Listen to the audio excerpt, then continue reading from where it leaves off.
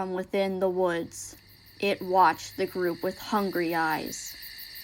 It tilted its head to the side as they moved on the paved path into the woods, heading deeper into its domain.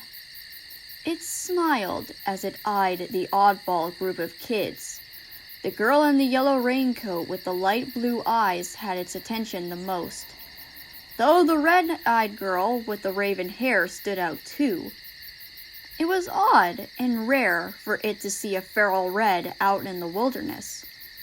Feral reds, kids or adults who had been cursed by the taste of blood or bite, were a rare thing to see in this world, as the population was wearing down thanks to the signal tower in the middle of the city, and the looping cycle that had been happening over the past few months. It didn't need a second look at the Pale City to know that the supposed cycle was in effect. It shook its head. The thoughts it had didn't matter right now, nor did the possibility of effects of this cycle. The only thing that did was gathering its new Wendigo, since its brethren had failed to do so. It might have succeeded in creating other little Wendigos and getting them on the attack while it hid out at the nest, but its failure with the girl in the yellow raincoat was not something that could be ignored, not by it anyway. The carefully crafted plan the 3 remaining Wendigos had plotted was when they returned to the physical world, they would search far and wide across the lands, looking for any potential victims to turn into Wendigos, then lead their army back to the remains of the Pale City and take over. The viewers slaughtered, the signal tower overthrown.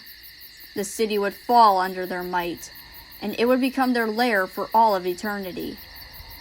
Then they would cross the seas and take over the lands beyond the Pale City.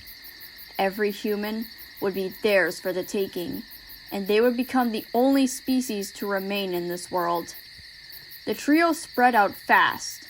One went to the nest, the other snuck aboard an underwater ship called the Maw with a horde of guests, hiding out in the crowd, and the final one stayed on the mainland, hunting in the wilderness, and their plans were going great at first as they were gaining more soldiers on the ship. Or at least they were, till the signal to the children's minds far out in the oceans cut out. It snarled furiously, blue eyes glaring down at the forest floor. Seems like the people aboard were far smarter than they had thought. No matter. The nest had plenty of children left. Surely its other could snag a few there. Over the week it was there, it was able to, as the poor children were starved and desperate for something to eat, while the spoiled bitch of the mansion got everything.